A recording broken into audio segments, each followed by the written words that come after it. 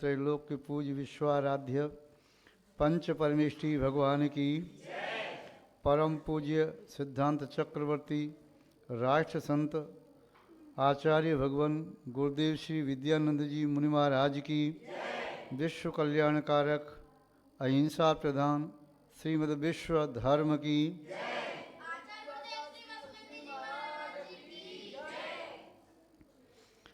जैनम जयतु शासनम विश्व कल्याणकारकम। उपस्थित धर्म स्नेही आत्म व्यक्ति से केवल उसकी योग्यता की परख नहीं की जाती। उससे जो प्रश्न पूछा जाता है केवल ये नहीं जाना जाता उसका ज्ञान कितना है। साक्षात्कार इसलिए किया जाता है कि व्यक्ति के भाव क्या हैं। जिस समय प्रेक्षक ने उसे पूछा प्रश्न, उस समय प्रश्न सुनकर के उसके भाव चेहरे पर क्या आए। वह घबरा गया, शांत रहा, उत्साहित रहा, क्या उसकी प्रतिक्रिया होती है। इसलिए साक्षात्कार आवश्यक होता है। जिस फील्ड में जिसको जाना है उसके जो मनीषी होते हैं, उसके जो महारथी होते हैं, वे इस प्रकार के क्वेश्चन करते हैं, एक के बाद एक क्वेश्चन, एक के बाद एक क्वेश्चन। एक प्रश्न किया इधर से, एक किया इधर से, तो प्रश्न ऐसे करते हैं। यदि एक जगह अपने मन को स्थिर करता है, उत्तर खोजता है, तब तक दूसरा प्रश्न आ जाता है। उसमें मन लगाए तब तक तीसरा प्रश्न आ गया, चौथा प्रश्न आ गया। तो जो व्यक्ति अपनी आप में निर्भीक नहीं है वह एक भी प्रश्न का उत्तर दे नहीं पाएगा। और निर्भीकता कहाँ से आती है? निर्भीकता आती है निशंकित पने से। जब तक चित्त में शंका रहेगी तब तक चित्त में भय रहेगा, और शंका नहीं है तो भय गया। इसलिए आचार्य कुंदकुंद स्वामी ने कहा निशंका निर्भया चेता। जो निशंक है वही निर्भय चेतना है। और जो साक्षात्कार के लिए पहुंचा है, यदि वह बिल्कुल निश्चिंत होकर के पहुंचा, चाहे भले ही उसे विषय कम कंठस्थ है, किंतु मन में निश्चिंतता है, उत्साह है, उल्लास है, उमंग है, आनंद है, और उसे ये विश्वास है यह सफलता में हस्तगत कर लूँगा। साक्षात्कार में सबसे बड़ी बात ये भी देखी जाती है कि प्रश्न तो पूछने वाला कैसे भी पूछ सकता है, उत्तर देने वाला किस लहजे में उत्तर दे रहा है, उत्तर देने वाले के शब्द क्या हैं। प्रश्न पूछने वाला ऐसा प्रश्न भी पूछ सकता है जिससे उत्तर देने वाले को क्रोध आ जाए, उत्तर देने वाला हंसे, मुस्कराए, दूसरे के प्रति अपमान का भाव आ जाए, तिरस्कार का भाव आ जाए, एक घृणा का भाव आ जाए। किंतु उसकी परीक्षा ये भी ली जाती है कि वास्तव में उसके अंतरंग में क्या चल रहा है। एक प्रश्न का एक पत्थर डाला आपके चित्तरूपी सरोवर में, उससे कितनी लहर उठ रही है। वह प्रश्न केवल आपकी बुद्धि की परीक्षा नहीं कर रहा है, वह प्रश्न आपके चेहरे के हाव भाव, आपकी सोच, आपका व्यवहार, आपकी विनम्रता, आपकी सरलता, आपकी सहजता, आपकी न्यायप्रियता, आपकी ईमानदारी, अनेक गुणों को वह साक्षात्कार लेने वाली तुरंत भांप लेती है। और जो कमज़ोर होता है, जिसे अपना विषय अच्छी तरह से कंठगत नहीं है, वह देख कर के घबरा जाता है। सामान्य परीक्षा में आप सब पढ़े हैं, स्कूल में, कॉलेज में, सामान्य परीक्षा में भी बड़े उत्साह से जाते हैं। और जैसी परीक्षा हॉल में पहुँचे, पेपर हाथ में आया, सब विषय याद है, और पढ़ते पढ़ते ही भूल गया, इसका क्वेश्चन भूल गया बस। उसमें तो फिर भी रिलैक्स के लिए आपका समय है। 2 मिनट 5 मिनट बैठो, आंख बंद करो, सोच लो, फिर लिखो। अभी याद नहीं आया, आधा लिखा लिख लिया, बाद में लिखो, फिर बाद में लिखो, पहले एक प्रश्न हल करो। किंतु साक्षात्कार में इतना समय नहीं दिया जाता। साक्षात्कार क्या है? युद्ध क्षेत्र में खड़ा हुआ एक योद्धा जो अपने शत्रुओं से घिरा हुआ है, जिस पर चारों तरफ से तीर छोड़े जा रहे हैं, वह उन तीरों से अपने आप को बचा करके अपने बाण का प्रहार करके शत्रु को परास्त करना है। साक्षात्कार क्या है? वह तलवार चलाने में धुरंधर बन करके कह रहा है कि 4 व्यक्ति मुझे घेर लो और तलवार का मुझ पर वार करो। ऐसा ही किया, इतना जागरूक है, उसने तलवार को ऐसे घुमा के ऐसे उससे वार किया कि चारों की तलवार नीचे गिरी, चारों पीछे के धराशायी हो गए। तो साक्षात्कार में व्यक्ति इतना एक्टिव होना चाहिए, इतना जागरूक होना चाहिए, जितना जागरूक कोई डॉक्टर ऑपरेशन करते समय होता है, जितना जागरूक रस्सी पर चलने वाला नट, वह रस्सी पर चलता है, पहले बांस लेता है, फिर यूँ बैलेंस बना कर चलता है, बाद में उसे भी अलग कर देता है, फिर रस्सी पर चलता है, उंगली और अंगूठे से रस्सी को पकड़ के चलता है, बाद में उसे भी उसका भी छोड़ करके फिर रस्सी पर चलता है। थाली को रख दिया, उस पर पैर रख करके रस्सी पर खड़ा हो गया, फिर चल रहा है थाली खिसका करके। उसके बाद और कठिन, वह मध्य में पहुँच करके रस्सी पर वह खड़ा है, थाली रखी है और रस्सी को यूं हिला रहा है, यदि नीचे गिरा तो मृत्यु सुनिश्चित है। आपने मौत का कुआं देखा होगा सर्कस, कितना अच्छी काम है। तो वहाँ कितनी सावधानी है, थोड़ा भी चूके, कोई व्यक्ति अपनी गाड़ी को स्पीड में चला रहा है, हाईवे पर चला रहा है और थोड़ा चूका, आप क्या कहते हैं, सावधानी हटी दुर्घटना घटी। तो बहुत सावधान रहता है, क्योंकि जल्दी कंट्रोल नहीं कर पाएगा। ऐसे ही साक्षात्कार के लिए जाने वाला व्यक्ति उतना ही जागरूक होना चाहिए, उस समय उसे वही दिखाई देना चाहिए। साक्षात्कार लिया गुरु द्रोणाचार्य ने पांडवों का, कौरवों का, निशाना लगाओ, उस पक्षी की आंख तक पहुँचे। पूछा क्या दिखाई दे रहा है? भीम जी ने कहा मुझे तो फल दिखाई दे रहे हैं, भोजन दिखाई दे रहा है। दुष्टन महाराज ने कहा हाँ पक्षी दिखाई दे रहा है। अन्य से पूछा क्या दिखाई? पेड़ दिखाई दे रहा है, पत्ते दिखाई दे रहे हैं, तना दिखाई दे रहा है, सब दिखाई दे रहा है। और इनसे पूछा क्या दिखाई दे रहा है? सिर्फ और सिर्फ मुझे इसमें चिड़िया की आंख दिखाई दे रही है। जिसे सिर्फ और सिर्फ वही अपना लक्ष्य दिखाई देता है, जो अपने लक्ष्य को कभी भूलता नहीं, विस्मृत करता नहीं, लक्ष्य से च्युत होता नहीं, लक्ष्य में वह वैकल्पिक भाव रखता नहीं, संकल्प के साथ आगे बढ़ता है, तो साक्षात्कार उसके लिए बड़ा सहज हो जाता है, बच्चों का खेल हो जाता है। जिंदगी भी एक परीक्षा हॉल की तरह से है। जिंदगी भी परीक्षा हॉल की तरह से, जिंदगी में परीक्षाएं होती हैं, आपकी ज़िंदगी में भी हुई होंगी। और ज़िंदगी कैसी परीक्षा लेती है? इसमें कर्म उदय आता है, कर्म का उदय आता है। वह कर्म का उदय उस कर्ता की परीक्षा लेता है कि तुमने कर्म बांध तो लिए, अब इनको फल भोगो। किसान ने खेत में बीज बो तो दिया, अब फल भोगो। ऐसे ही प्रत्येक व्यक्ति की ज़िंदगी ही एक परीक्षा हॉल की तरह से है।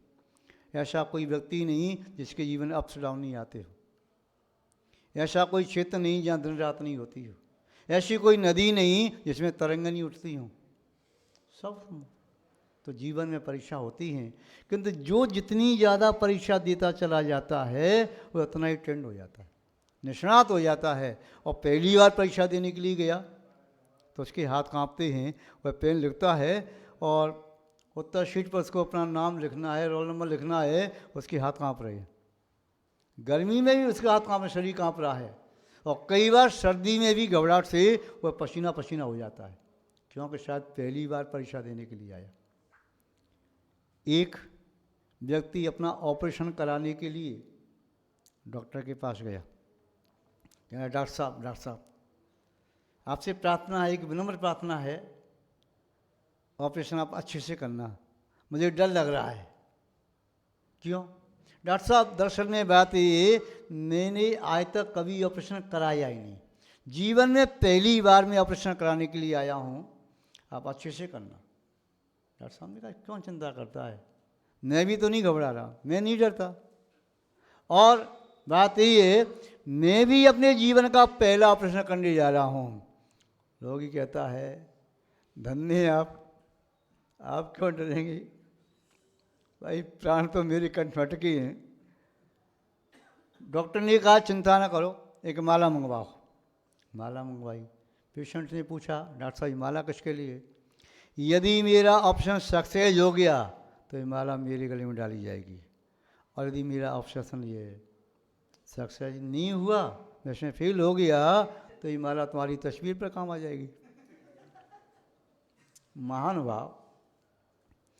तो ये परीक्षा, ये साक्षात्कार निस्संदेह जीवन का कठिन मार्ग है, अत्यंत कठिन मार्ग है। आप रास्ते में चलते हैं, साइकिल से जा रही हैं, हमेशा उतार ही आए जीवन में जरूरी नहीं, मार्ग में उतार ही आए जरूरी नहीं, समतल मार्ग भी आएगा।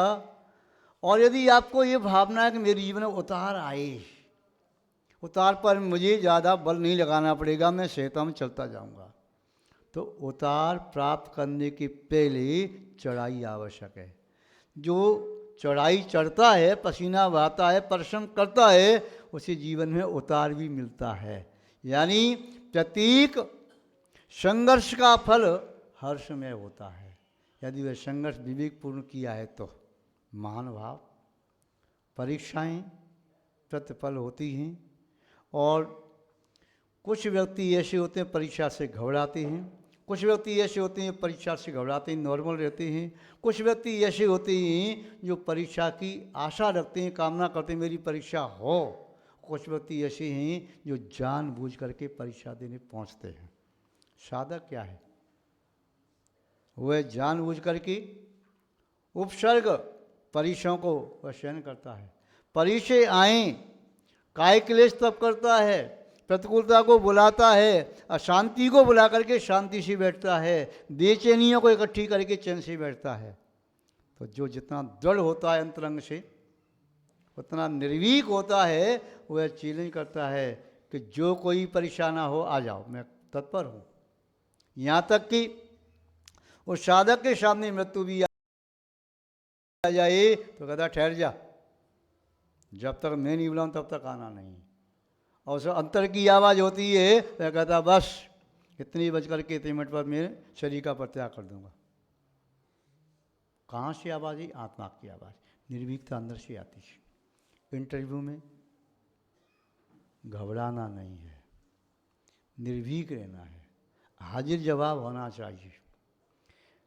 जो इंटरव्यू लेने वाले हैं वे आपकी केवल शकल को नहीं देख रहे, केवल आपकी अकल को नहीं देख रहे, केवल नकल को नहीं देख रहे, वे देख रहे हैं आपकी भावाभिव्यक्ति को। वे देख रहे हैं कि आप कितना त्वरित उत्तर देते हो, कितनी हाजिर जवाबी हो।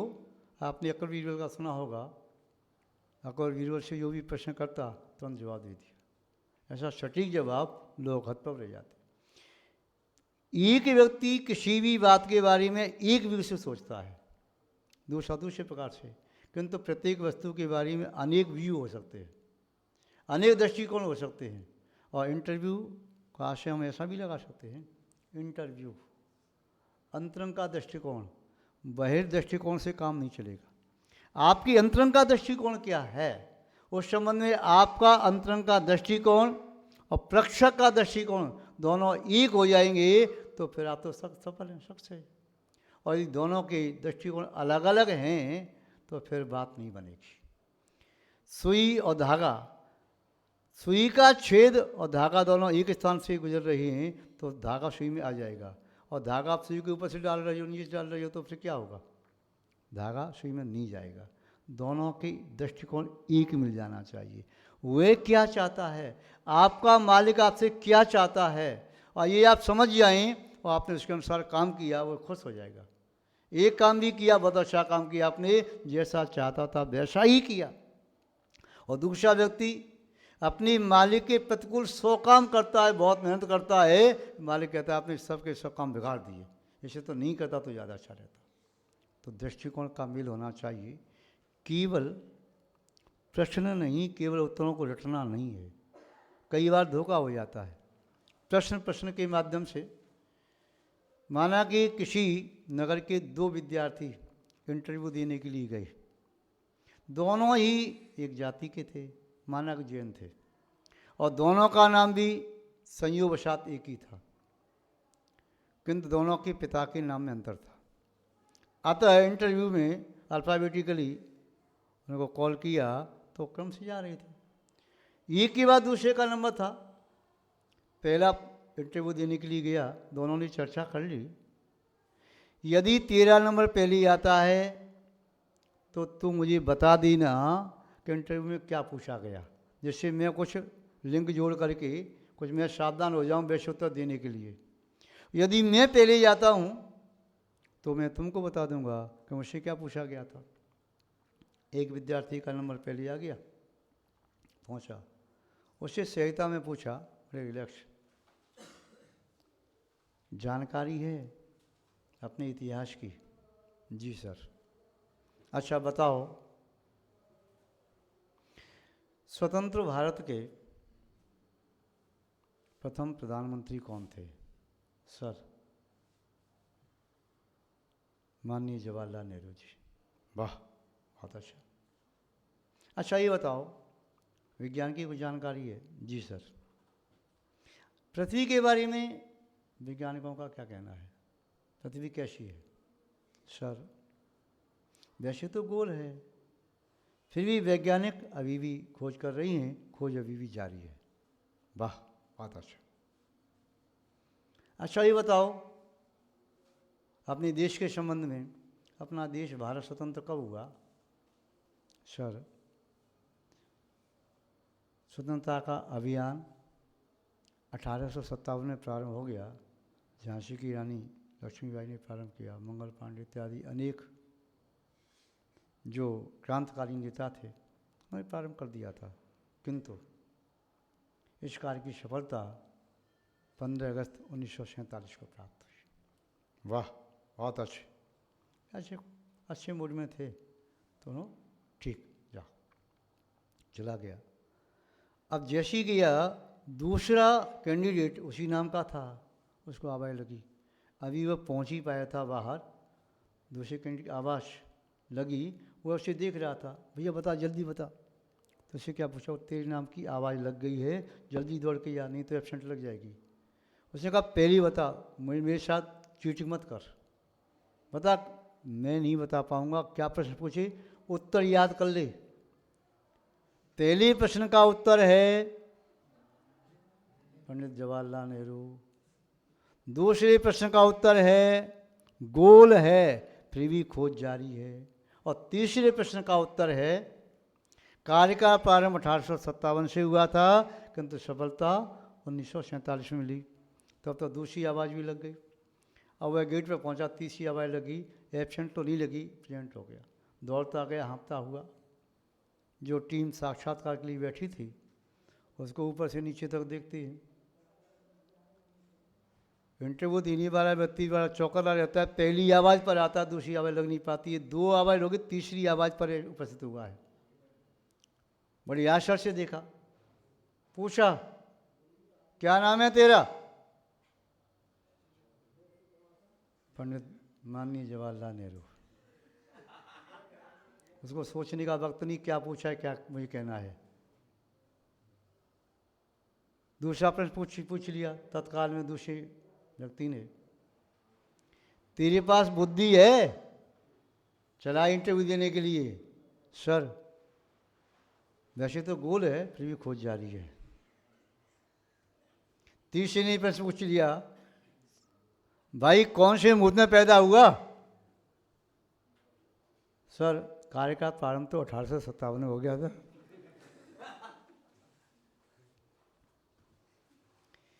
इंटरव्यू यदि दूसरे के सहायता से दोगे, अपना तुम्हारा सेल्फ कॉन्फिडेंस नहीं है तो कहीं आगे बढ़ नहीं पाओगे। केवल लिखित परीक्षा में पास होकर के जो नौकरी मिलती है वे 2% की नौकरी मिलती है, परंतु जो अच्छी नौकरी मिलती है, अच्छी सेवा का अवसर मिलता है, उसमें साक्षात्कार नियम से लिया जाता है। कोई आपको व्यापार करना है, इंटरव्यू देने के लिए अवस्था नहीं है, किंतु आए तो कोई सेल्समैन भी करना होगा तो पूछेगा आपकी योग्यता क्या है। यदि आपको फैक्ट्री लगानी तो उसकी भी आपको टिप्स दी जाएंगी आपको। कोई किसी भी ट्रक को पकड़ रहा है, चाहे किसी भी फील्ड में जा रहा है, उससे संबंधित व्यक्ति उसका पहले तो साक्षात्कार करते हैं कि व्यक्ति कितना है, कितना आगे बढ़ सकता है। पुलिस डिपार्टमेंट में जाना है, भर्ती होनी थी, माना कि किसी पद के लिए इंस्पेक्टर या एसएसपी या एसपी या कोई सीओ एसएचओ जो भी है, वह इंटरव्यू देने के लिए लोग आ रहे थे बड़े उत्साह के साथ। बड़े ऐसे जहाँ पर इंटरव्यू लिया जा रहा था वो बहुत बड़ा हॉल था, लास्ट में बैठे थे। एक आया, उससे 2-4 बातें पूछी, जाओ। दूसरा आया, तीसरा आया, 2-4। एक युवा लड़का आया, देखा हॉल में गंदगी पड़ी, झाड़ू भी नहीं लगी, आकर किसी से चिल्ला नहीं लगा, कौन रहता है यहाँ पर, मूर्ख नालायक, सफाई तक नहीं की इसकी, ऐसा कैसे किया सर, कौन यहाँ का व्यवस्थापक प्रबंधक। वो वहाँ तक पहुँचा, सर क्षमा करना, ये अवस्था मुझे पसंद नहीं है। ठीक है, ओके, आप पास हो गए। जिस डिपार्टमेंट की ड्यूटी आपको दी जा रही है उससे संबंधित कार्य क्या है, वहाँ पुलिस में आकर के हाथ जोड़ करके कहो क्षमा करना, वो तो वहाँ है कि एक मिनट में 100 गाली दे सके और डंडा उठा करके उसको डरा सके, उससे उसका अपराध कबूल करा सके। वो अपना अपराध कबूल कैसे करेगा, हाथ जोड़ के करेगा क्या। तो जिस डिपार्टमेंट में जाना है, जैसे एक राजा ने घोषणा की मैं अपना मंत्री चयन करना चाहता हूँ, महामंत्री का चयन करना है, जितने भी उम्मीदवार हों वे राज दरबार में पहुँचें, उनसे साक्षात्कार किया जाएगा कि वास्तव में उनमें मंत्री बनने की योग्यता है या नहीं। अनेक जमींदार, अनेक छोटे छोटे राजा एवं अनेक विद्या विशारद वहाँ पहुँचे। एक व्यक्ति जा रहा था, मार्ग में देखा उसने, जिस मार्ग से सभी जा रहे थे राजमार्ग से, वही भी उसी से गया, किंतु किसी की रोने की कराने की आवाज़ सुनी उसने। आवाज़ सुन करके वह रुका, ये आवाज़ किसकी है, पशु की है, पक्षी की। रोड से नीचे गया, झाड़ियों में देख रहा कोई नहीं, और आगे बढ़ा। गुफा के द्वार पर ये व्यक्ति पड़ा हुआ है, बड़े बड़े बाल, रूखा सूखा चेहरा। भाई क्या बात है। उन्होंने कहा मैं बड़ा परेशान हूँ, मैं दुखी हूँ, बताओ मैं आपकी क्या सहायता करता हूँ। मेरे पेट में दर्द हो रहा है, उस पेट से, सामने वाली पेट से एक फल लेकर के आ और मुझे खिला दी, उससे ठीक होगा। और मैं क्या कर सकता हूँ, मुझे प्यास लगी है, पानी लेकर के आया। ठीक है। इसमें 2-3 घंटे निकल गए। कहाँ जा रही हो बेटा? मैं राज दरबार में इंटरव्यू देने के लिए जा रहा हूँ, महामंत्री का चयन होना है। अब मैं जाके क्या करूँगा, लौट जाता हूँ। समय 12 से 5 बजे तक का था, अब समय अधिक हो गया, मैं पहुँच भी नहीं पाऊँगा 5 बजे तक, तो दौड़ के जाऊँगा तो पहुँच पाऊँ शायद। यदि जाना है तो चले जाओ बेटा। वो चला गया। जो 12 बजे, 1 बजे, 2 बजे पहुँचे थे, सब वहाँ पर इंतजारी कर रहे थे कि इंटरव्यू लेने के लिए कोई आएगा। राजा बैठा हुआ था। थोड़ी देर बाद महामंत्री जी जिन्हें अपना पद छोड़ना था वह पहुँचे और उन्होंने राजा से कहा, महाराज महामंत्री का चयन हो गया। कौन? वह जो बालक अभी पहुँचा ही था। बोले इसे मैं अपना महामंत्री का पद देता हूँ। कारण? बोले महामंत्री मुझे ऐसा ना चाहिए जो अच्छे वस्त्र पहनने का शौकीन है, जो आभूषण पहनने का शौकीन है, जो अच्छे वाहन पर सवारी कर सकता है, जो लूटपाट कर सकता है, ऐसा नहीं चाहिए। मुझे महामंत्री ऐसा चाहिए जो किसी गरीब की पीड़ा को अपनी पीड़ा समझ करके अपना काम छोड़ सकता है। इसने एक वृद्ध की सेवा की। उसने देखा बालक ने, चेहरा तो ऐसा लग रहा है, दरअसल में वही वास्तव में महामंत्री था, वृद्ध जो परीक्षा लेने के लिए गया। साक्षात्कार, इंटरव्यू, परीक्षाएं केवल परीक्षा हॉल में ही नहीं, उसके पहले भी दी जाती है। एक व्यक्ति जीएम बनने के लिए इंटरव्यू देने के लिए गया, और भी 2-3-4 लोग पहुँचे, बड़े अच्छे पढ़े लिखे, अच्छी डिग्रियाँ लेकर के गए, किंतु वहाँ पर एक गार्ड खड़ा था। वह क्या करता था, पहला व्यक्ति इंटरव्यू देने के लिए अंदर गया, जैसे अंदर पैर रखा, वो गार्ड ने अपने जेब से नोटों की गड्डी नीचे डाली। बोले भाई साहब ऐसा लगता है आपके नोट कुछ गिर गए हैं। क्या देखो आप कुछ गिरा है? तो कहता हाँ मेरी नोट है, मेरी नोट गिर गई। उठा ली, जेब में रख लिए। दूसरा आया, वह अंदर कहता भाई साहब शायद लगता है कि आपके नोट नहीं गिर गए। बोले हाँ मेरी नोट गिर गई है, जेब में रख लिए। तीसरा आया, उसके लिए फिर डाल दी नोटें गड्डी पीछे। बोले भाई साहब लगता है आपके नोटें गड्डी गिर गई है। बोले हाँ हो सकता है गिर गई हो सावधानी से। चौथा व्यक्ति आया, झोला छाप, झोला लटकाए, गांव का देहात का व्यक्ति, सर पर वो छाप पीछे बांधे आया। उसने पेश किया और गार्ड ने पुनः गड्डी डाली नोटों की। बोले भाई साहब लगता है आपके कुछ गिर गया है। मुड़ के देखा, वो कहता मेरे पास नोट कहाँ से आई, मैं तो गरीब व्यक्ति हूँ, क्षमा करो मेरे नोट नहीं है। अरे भाई आपके ये और कौन गया? अभी तो कोई गया नहीं, जब आप यहाँ से निकले थे तो नोट तो नहीं थे, आपने कदम आगे बढ़ाया है, नोट आ गई, कहाँ से आ गई मुझे नहीं मालूम, क्षमा करो। चलो नहीं है तो ये पड़े हैं तो आप रख लो, आप काम आएंगे। भाई साहब मेरा नियम है, मैं बेईमानी का एक पैसा लेता नहीं, मेहनत की कमाई का खाता हूँ, मैं तो ये इनाम में देता हूँ। गार्ड ने कहा तुम्हारी इतनी ईमानदारी है, मैं ऐसे इनाम नहीं लेता, तो मेरा कर्तव्य है, इसमें इनाम की क्या आवश्यकता है। हाँ ये पैसे इसके भी गिरे हों आप रख लीजिए, कोई खोता हुआ आएगा उसे आप दे दीजिए। गया, पहुँचा हॉल में, 2-3 लड़के पहले पहुँच गए थे, वह मजाक कर रहे थे, हंसी ठट्टा कर रहे थे।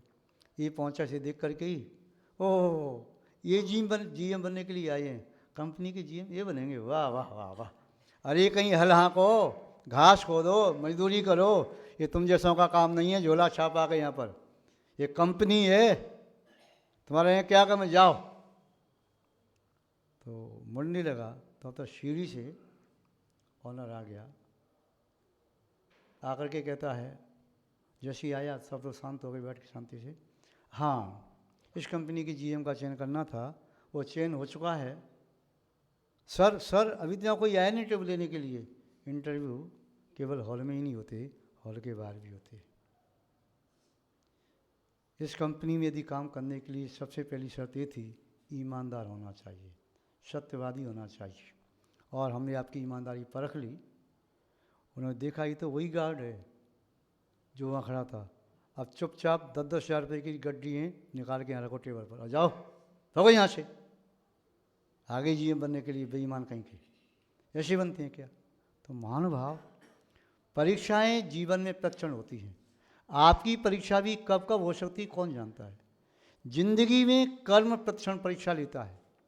और ये मत सोचो कि 100 व्यक्ति बैठे हैं तो आप पूजा कर रहे हो, वाह जय जय नाथ परम गुरु हो, भगवान की पूजा कर रहे हो, और कोई नहीं है तो भगवान पे ऐसे पानी डाला, अर्घ चढ़ाया, भाग गए। ये नहीं, सामने वाला देख रहा है या नहीं देख रहा है, ये देखो तुम्हारी आत्मा देख रही है, तुम्हारा परमात्मा देख रहा है। प्रत्येक कार्य को बहुत अच्छे से करो, क्योंकि जो ईमानदारी से कार्य करता है उसे सफलता मिलती है। जिसकी रग रग में बेईमानी भरी हो तो उसे उसका फल अवश्य भोगना पड़ता है। महानुभाव, काम ऐसा करो, काम ऐसा करो कि आपकी पहचान बन जाए। आपकी पहचान क्या है? वो पैसे वाला है पहचान, वह नई गाड़ी लेके आया है उसकी पहचान, अच्छा सुंदर रूप है उसकी पहचान, वह बातों का ऐसा जन्म लाता है कि अपनी बातों को फंसा लेता है, जी उसकी पहचान है। उसकी पहचान क्या है? सोचे मित्रता कर लेता है। उसकी पहचान क्या? वो धोखेबाज है।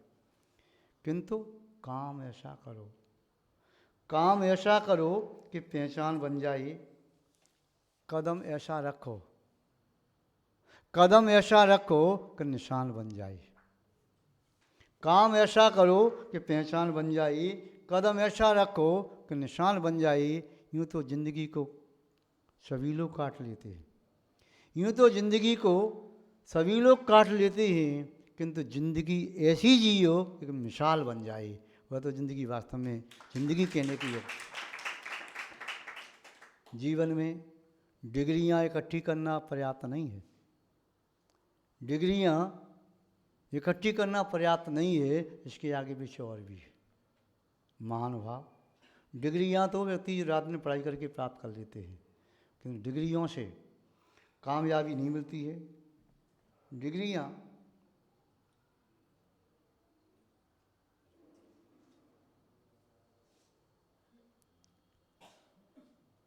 पेपर्स होते हैं, डिग्री क्या है? पेपर है। आपने तो देखा होगा जो आपके नोट हैं वो क्या हैं? कागज़ की टुकड़ी है ना। जिन नोटों का ढेर लगा करके आप अपने आप को अमीर मान रहे थे, लखपति करोड़पति अरबपति मान रहे थे, नोटबंदी हुई तो सब पका, कहाँ करूँ, कैसे संभल करूँ।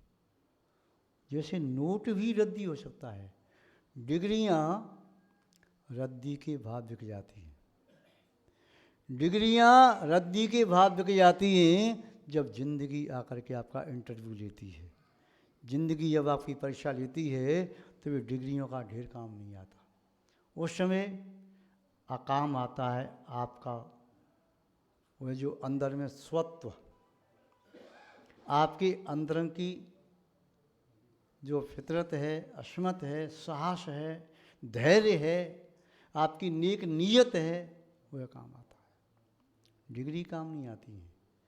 डिग्री होल्डर्स तो बहुत हैं और वे डिग्री का बैग लेकर टांगे घूमते रहते हैं और उन्हें एक जॉब, छोटी जॉब नहीं मिल पाती है। दूसरा व्यक्ति ऐसा होता है ज़्यादा पढ़ा लिखा नहीं है, तो सम्मान की से नौकरी मिल जाती है। महानुभाव,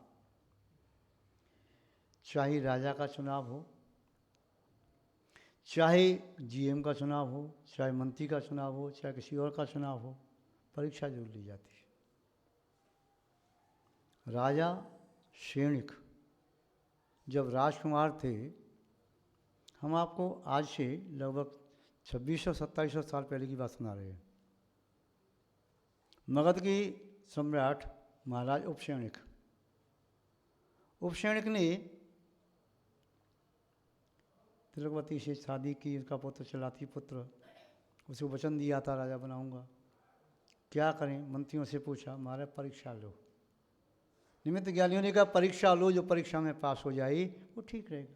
परीक्षा ली, सभी राजकुमारों को बुलाया, 500 राजकुमारों को। बोले ओश के माध्यम से इस घड़े को भर के लाना है। ओश के माध्यम से घड़ा, कच्चा घड़ा मिट्टी का भर के लाना है। सब चकरा गई। कच्चा घड़ा तो पानी डालते वैसे फूट जाएगा, फिर ओश से कैसे भरे पाए? एक एक बूंद ओश होती है।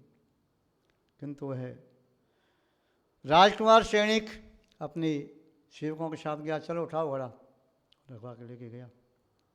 ओश की बूंद भरना है। बड़ी बड़ी साड़ियाँ धोती लेकर के जहाँ ओश थी घाट पर बिछा दी। सबने ओश का पानी सोख लिया।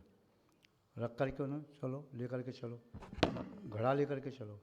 राज दरबार में कहा महाराज ओश से घड़ा भरा रखा है, कहाँ है? राजा ने कहा, उपसैनिक ने कहा कहाँ है ओश का घड़ा भरा हुआ? महाराज ये आपके सामने, इसमें तो ओश है ही नहीं। महाराज एक क्षण में भी आती है। और जो ओश से भीगे कपड़े थे निचोड़ करके सामने ही घड़ा भर दिया।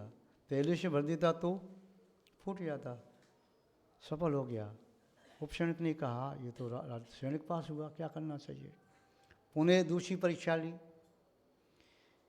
निमित्त ज्ञानी ने कहा राजभवन में आग लगने पर जो सिंहासन छत्र आदि राज के चिन्हों को लेकर के भागे वही राजा होगा। आग लगवा दी राजप्रासाद में। सभी राजकुमार थे, सभी अपने प्राण बचा करके दौड़ते भागे, बचाओ बचाओ बचाओ। कुमार सैनिक सिंहासन को उठाता है, छत्र आदि उठाता है, राज की चिन्ह उठाता है, तो कुछ कहता लो उठाओ से चलो, और उसे सबको छोड़ दिया। बस साहब आप जल जाएंगे, चिंता न करो, किंतु इसकी रक्षा करना जरूरी है। निमित्त ज्ञानी ने कहा राजा सैनिक ही, राजकुमार सैनिक ही राजा बनने के योग्य हैं। तीसरी परीक्षा और ली। वह क्या परीक्षा ली कि सभी राजकुमारों से का भोजन करना है, और भोजन के थाल परोस दिए गए, भोजन करने सभी राजकुमार बैठे, तभी कुत्ते छोड़ दिए, शिकारी कुत्ते। कुत्ते जैसे वहाँ आए, भौंकने लगे, सभी राजकुमार अपने प्राण बचा के भागे। कुमार सैनिक में बैठा रहा, भोजन करता रहा। उन्होंने अन्य पत्रों का जो भोजन था थालों का अपने पास में खिसकाया। कुत्ते आए तो यूँ फेंकता गया दूर दूर, वहाँ जाके खाने लगे, आराम से भोजन किया। उपसैनिक ने जान लिया कि वास्तव में राज की चिन्ह से, योग्यता से, विशेषता से सहित से राजकुमार सैनिक है, किंतु मैं वचन दे चुका हूँ चिलाती के लिए, उसकी माँ के लिए अब क्या करना चाहिए। पुनः मंत्री ने कहा महाराज चलो मैं उपाय बताता हूँ। कुमार सैनिक के पास गए, कहा महाराज आपसे कुपित हैं, आपने कुत्तों के बीच में बैठ कर के भोजन किया है, बहुत नारे, स्थान छोड़ के चले जाओ। कुमार ने कहा ये तो मेरी वीरता थी, महाराज कुपित हैं तो कोई बात नहीं, चले।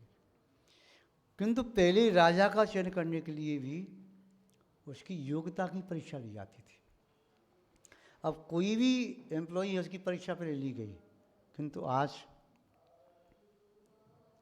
नेता बनने के लिए कोई परीक्षा नहीं ली जाती। विधायक के लिए, सांसद के लिए, सरपंच के लिए, नगराध्यक्ष के लिए या जिलाध्यक्ष के लिए कोई परीक्षा नहीं है। इसलिए राजनीति पंगु हो गई। राजनीति का जो उद्देश्य होता था मानव सेवा, उसमें हरबत्ती खरा नहीं उतर रहा।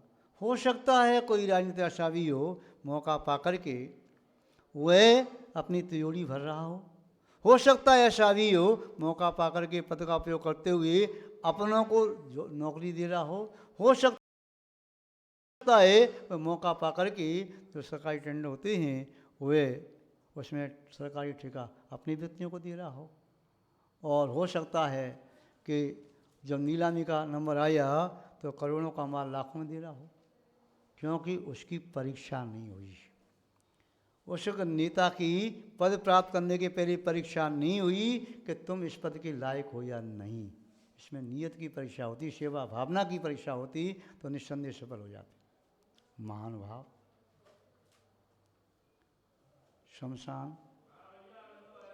शमशान का हिसाब बड़ा नेक है, शमशान का हिसाब बड़ा नेक है। चाहे अमीर हो या गरीब, यहाँ पर सबका बिस्तर एक है। ऐसा नहीं है कि अमीर आ गया तो उसकी चिता बहुत ऊंची बनाई जाए, गरीब के नीचे बनाई जाए। लकड़ियों के बीच में जलना है, उसका हिसाब अलग ही रहता है। तो महानुभाव, जब भी जीवन की परीक्षा आप देते हो, आत्म साक्षी में दो। आपकी आत्मा कहे कि मैं सत्य हूँ और सांच को आँच नहीं, तो आप कहीं भी असफल नहीं हो सकते।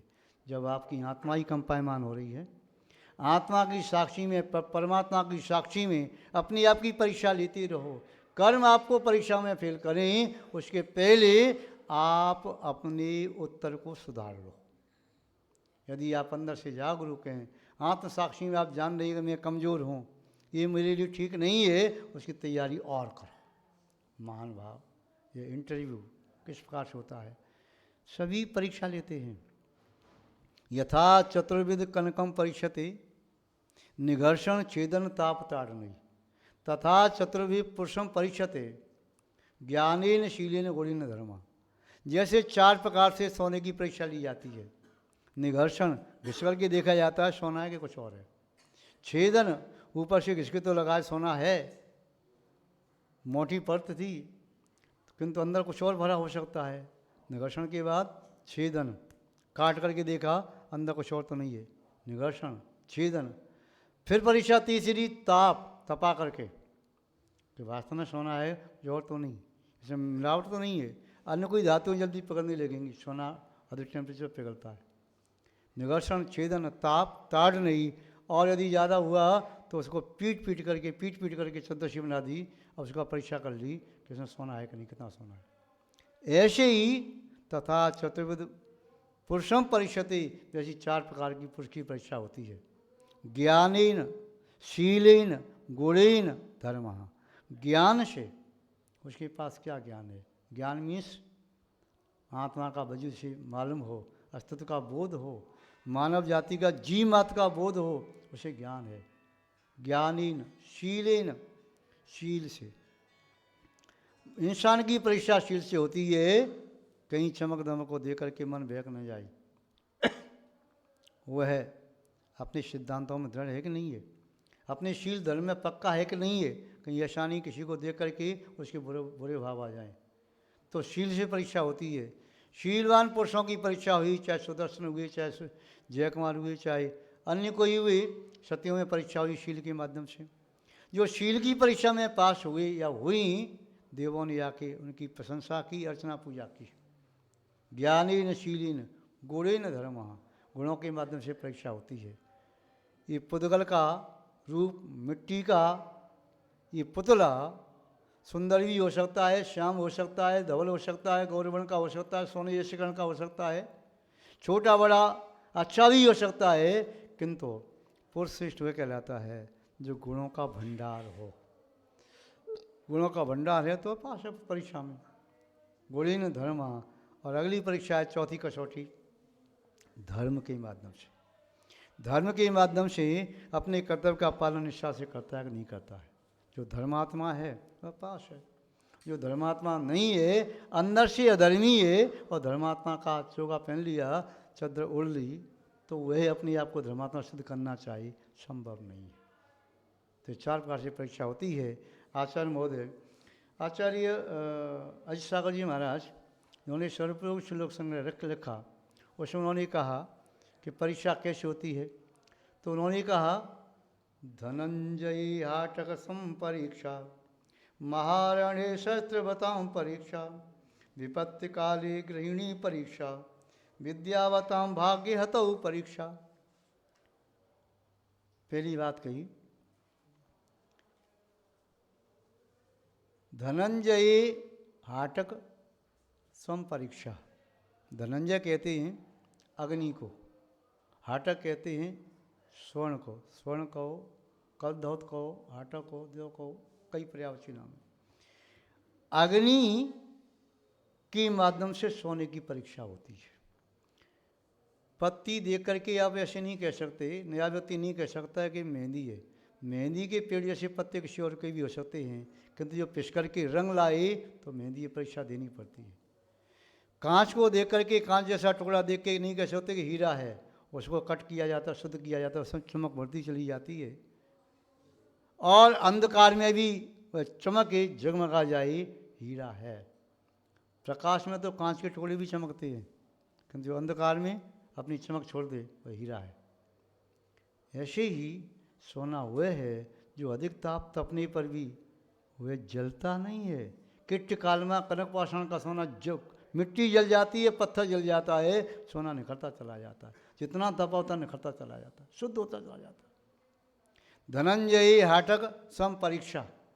अग्नि में सोने की परीक्षा होती है।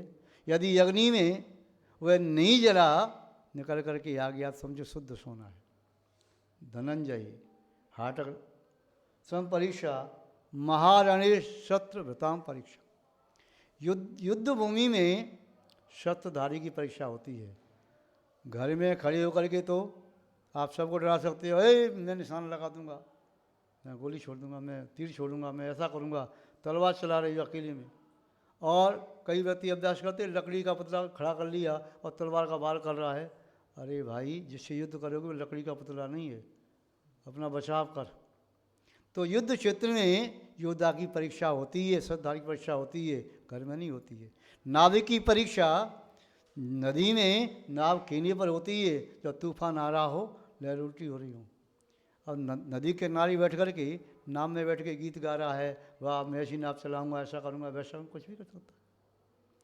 साधु की परीक्षा उपसर्ग आने पर होती है। ऐसी अनुकूलता में तो कोई भी साधना कर ले जब प्रतिकूलता हो। क्षमाशील की परीक्षा क्रोध के निमित्त मिलने पर होती है। जब कोई आपकी प्रशंसा कर रहा है फिर तो क्षमाशील आप हैं, कोई झुकाए आपके चरणों। ऐसी कह रही कि महारणे शस्त्र भृताम परीक्षा। शस्त्र धारण करने वाले की परीक्षा महारण में, महायुद्ध में होती है। विपत्ति काले गृहिणी परीक्षा। स्त्री की परीक्षा लेना है कि स्त्री वास्तव में आपकी है। मेरी बात अन्यथा नहीं ना, शादी करके आप लाए हो तो आपकी ही है, किंतु मन से वह आपको कितना चाहती है, इसकी परीक्षा विपत्ति काल में लो।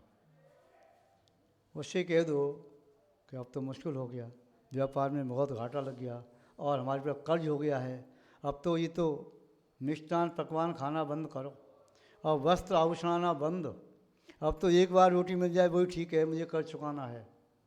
यदि कहे आप चुकाते रहो कर्ज, मैं तो गई भैया के अम्मा की जाति में, तो समझो वह आपके सुख दुख में शामिल नहीं है।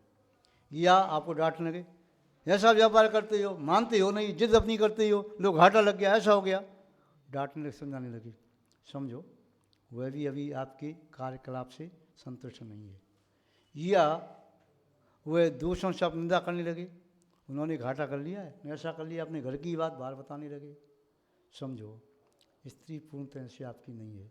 व्यवहार में आपकी है, आप 7 फेरे लगा करके लेके आई, सब कुछ किया, बरमाला डाल करके आपने चयन कर लिया, किंतु जिसकी आत्मा और आपकी आत्मा दोनों की अनुभूति एक हो जाए, वास्तव में स्त्री है।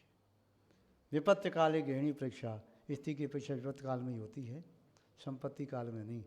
संपत्ति आपके पास हो तो अनेकों कन्याएं आपकी स्त्री पत्नी बनने को तैयार हो जाएंगी, जब विपत्ति काल आ जाए जो आपका साथ न छोड़े, जो परछाई की तरह से आपके साथ साथ चले। रामचंद्र जी को वनवास जब मिला, वन में जाने लगी, वन में जाते समय सीता ने कहा मैं आपके साथ चलूँगी, लक्ष्मण ने कहा मैं आपके साथ चलूँगा, दोनों को बहुत समझाया। माँ ने भी कहा कि मैं आपके साथ चलूँगी, किंतु रामचंद्र ने समझाया कि नहीं माँ, आपका धर्म है पति की सेवा करना, पिता यहाँ पर की सेवा करना। सीता जी ने बात सुन ली, उन्होंने कहा अभी आप तो माँ को समझा रहे थे कि पति की सेवा करना, मैं आपकी सेवा करूँगी, आपके साथ चलूँगी। विपत् ग्रस्ते अग्रे भवती संपत्ति तो पश्चिम, विपत्ति आएगी तो मैं आपके आगे आगे चलूँगी, आपके मार्ग को बढ़ती हुई जाऊँगी, कांटा करती जाऊँगी, मैं आपकी विपत्ति को स्वयं ले लूँगी। स्त्री वह है जो अपने पति के संकट को, दुख को स्वयं लेने को तैयार हो जाए, हे भगवान इनका कष्ट मुझे आ जाए परंतु स्वस्थ रहें, मेरी आयु इनको लग जाए, ये भाव मन में आए। आचार्य अजय सूर्य ने लिखा है दंपत्यो रे कंठ्यो, दंपति वह है जिनका कंठ एक हो। पति क्या कह रहा है, पति ने जो कहा पति ने कहा हाँ बिल्कुल ठीक है, पत्नी ने क्या कहा पति ने कहा बिल्कुल ठीक है, दोनों एक दूसरे के पूरक हों, एक के बिना दूसरा अधूरा हो। तो पत्नी की परीक्षा विपत्ति काल में है, जब कुछ भी पास न रहे तब भी साथ निभाए। हरिश्चंद्र की तरह तारा देवी ने साथ निभाया, नल दमयंती की तरह प्रसंग आता है, दमयंती ने साथ तो नहीं छोड़ा। और भी अनेक ऐसे उदाहरण हैं कि चाहे कितना भी उपसर्ग आया, कुछ भी हुआ, किंतु साथ में रहे। महान भाव यहाँ पर कहा स्त्री की परीक्षा विपत्ति काल में आती है, संपत्ति काल में नहीं। और ऐसे भी कई प्रसंग आते हैं कि पुरुष पर यदि विपत्ति आई तो कई नारियाँ छोड़ करके चली गईं, तलाक दे दिया या कुछ और हुआ, तो विपत्ति काल में स्त्री की परीक्षा। और चतुर्थ बात कही है विद्या बताम भाग्यतौ परीक्षा। जो विद्यावान है ना, विद्वान हैं, उनके पास बहुत ज्ञान है, ज्ञान का भंडार है, शब्दों का भंडार है, और जब किसी को समझाने बैठें तो ऐसे समझाएंगे उसको पानी पानी हो जाए। किंतु विद्यावान कौन है? आपने सुना होगा चक्रवर्ती सागर, तीर्थंकर अजितनाथ भगवान के चाचा के बेटे विजय सागर के पुत्र थे, सुमंगला के पुत्र। पूर्व भव का देव जो पूर्व भव में रतनचूड़ मणिचूड़ दोनों स्वर्ग में थे, उन्होंने पहले नियम लिया मनुष्य की बंधना जाते समय, तुम पहले जाओगे तो मैं तुम्हें समझाने जाऊंगा, भोगा में नहीं फंस जाना, मैं पहले जाऊंगा तो आप मुझे समझाने आए, संबोधन देने के लिए आना। सागर चक्रवर्ती पहले आई, दूसरा देव रह गया। उन्हें देखा ये तो राज में मस्त हो गई, ऋषभदेव की तरह से, वैराग्य का नाम ही नहीं है। यहाँ चर्चा करते थे वैराग्य की, बस मनुष्य बन गए तो बस दीक्षा लेके आत्मकल्याण करेंगे, मोक्ष प्राप्त करेंगे, वह गया। उधर सगत चक्रवर्ती के 60,000 पुत्र कहा पिताजी हम आपका कमाया नहीं खाएंगे, हम स्वयं काम करेंगे, हमें काम बताओ। भाई अब क्या काम करोगे तुम, जो मेरे 6 खंड को जीत लिया, आपको क्या करना है? नहीं पिताजी, हमारा अंजल का त्याग, आप काम बताओ।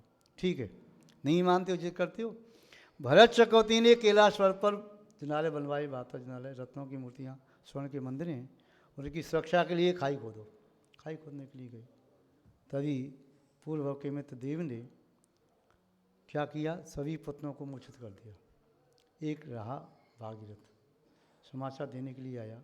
उसके पहले वह भागीरथ पहुँचे, उसके पहले वही देव सगत चक्रवर्ती के पास गया। वृद्ध ब्राह्मण का भेष लेके गया, हड्डी पछित गई है, बहुत शरीर कमज़ोर है, दाढ़ी बड़ी हुई है, आंखें धसी हुई हैं, पानी बह रहा आँखों से, रोता हुआ, हाथ कांपता हुआ, हे अन्नदाता, हे विधाता, हे भगवान, हे राजन, दया करो, दया करो, दया करो। हाँ बताओ क्या क्या चाहते हो? मेरा इकलौता बेटा, मेरा वृद्ध अवस्था का सहारा था, मेरे जीवन का आस्था था, मेरे प्राण से बसते थे, वह मृत्यु को प्राप्त हो गया, बस मेरी रक्षा करो, मेरा पुत्र लौटा के दे दो, मेरा पुत्र लौटा के दे दो। आप तो राजा हैं, समर्थ हैं, देव आपकी सेवा में रहते हैं, आप मेरा पुत्र लौटा के दे दो। सगत चक्रवर्ती ने समझाया, अहो भद्र पुरुष, द्विज जिसकी मृत्यु हो जाती है लौट के नहीं आता, और चला गया, वह लौट के नहीं आएगा, मैं कैसे जीऊँ? आपको संतोष धारण करना है। दुनिया का यही नियम है, संसार का यही नियम है, जिसका जन्म हुआ है उसकी मृत्यु सुनिश्चित है। जातस्य ध्रुव मृत्यु, जन्म लेने वाले की मृत्यु निश्चित है, उसे कोई बचा नहीं सकता, कोई ये जानवर नहीं है। आप भी मृत्यु को प्राप्त हो गई, आपका पुत्र गया, आपके पिताजी गई, और सब गई, आप भी जाएंगे। महाराज, हे भगवान अन्नदाता, मैं अपने मन में धैर्य धारण कैसे करूं? धर्म का मार्ग ग्रहण करो, तत्व को जानो, आपको स्वयं शांति मिलेगी और आपको धैर्य साहस भी अंदर से आएगा, इसे सहन कर पाओगे। ये संसार का नियम है, अतः आप शांति धारण करो। इतनी बात चली रही थी, तब तक भागीरथ दौड़ता हुआ आया, रोता हुआ, पिताजी पिताजी कहते कहते मूर्छित हो गया। क्या हुआ? जब उसे मूर्छा दूर ही, हमारे सभी भाई मृत्यु को प्राप्त हो गए खाई खोते समय। इतना सुनना ही था कि सगत चक्रवर्ती को मूर्छा आ गई, गिर पड़े। जब होश आया तो करने लगे, हे भगवान, मेरे पुत्र मेरे पुत्र मेरे पुत्र मर गए, मेरे पुत्र मर गए, ये कैसा अनर्थ हुआ, ये कैसा हुआ? तभी वह जो वृद्ध ब्राह्मण सामने बैठा था, महाराज अभी तो आप मुझे समझा रहे थे कि संसार का यही नियम है, जिसका जन्म हुआ उसकी मृत्यु सुनिश्चित है। मेरा तो इकलौता बेटा था, वह मृत्यु को प्राप्त हो गया, आपके इतने बेटे थे, एक बेटा तो बचा है आपका, इतनी रानी आपके पास हैं, आपकी वंशवृद्धि और हो जाएगी, और पुत्र आपके हो सकते हैं, फिर विलाप क्यों कर रहे हो? ये आपका मोह है, आप नहीं रो रहे, आपका मोह रो रहा है। मेरा पुत्र मरा तो आपका उसके प्रति मोह नहीं था, इसलिए संबोधन दे दिया। यहाँ पर कह रहे हैं, विद्यावताम भाग्य हतौ परीक्षा, विद्यावान विद्वान व्यक्ति दूसरों को संबोधन दें, अच्छी बात है, किंतु दुश्मन की विद्वता की परीक्षा नहीं है। उनकी विद्वता की परीक्षा तब है जब उनका दुर्भाग्य का उदय आ जाए, सौभाग्य छिन जाए, और वे प्रतिकूल समय में अपनी विद्या को भूलें नहीं, तो इनकी परीक्षा है। नहीं तो विपत्ति काल में, दुर्भाग्य के समय सब ज्ञान विस्मृत हो जाता है। आचार्य कुंद स्वामी ने क्या लिखा? सोहे भाविदम राणम दोहे जादे विनशति, तम्मा जा बलम जो ही अपा दुख ही भाव। सुख में अर्जित किया हुआ ज्ञान दुख आने पर नष्ट हो जाता है। इसलिए मुनराज, योगी, साधु, संत, ऋषि, मुनि, भदंत, वे निरंतर दुखी भावना भाते रहते हैं। यदि ऐसा कष्ट आ गया, ऐसे कोई कर्म का उदय आ गया, ऐसा आया, तब भी अपनी आत्मा को देखते हैं दृढ़दृष्टि से, ये पर्यायों में रंजायमान नहीं होते। तो यहाँ बताया, विद्यावताम भाग्यतो परीक्षा, विद्यावानों की परीक्षा दुर्भाग्य के समय होती है। मान भाव, यह जीवन परीक्षा से भरा हुआ है, इससे घबराना नहीं है, डरना नहीं है, और परीक्षा देना है, नेक नियत से देना है। आपकी नियत यदि नेक है, आपका जागृत विवेक है, तो कोई भी आपको आपके जीवन की परीक्षा में असफल नहीं कर सकता। आप सभी जीवन की परीक्षा में सफल हों। आपका ये इंटरव्यू जो आप दे रही हैं, प्रश्न दे रही हैं, उस इंटरव्यू में आप भी पास हों, ऐसी हम आपके प्रति मंगल भावना रखते हैं। इसी के साथ शब्द श्रृंखला को विराम देते हैं। जय बोलिए श्री शांतिनाथ भगवान की, पूज्य आचार्य गुरुदेव श्री विद्यानंद जी महाराज की, अहिंसामय विश्व धर्म की।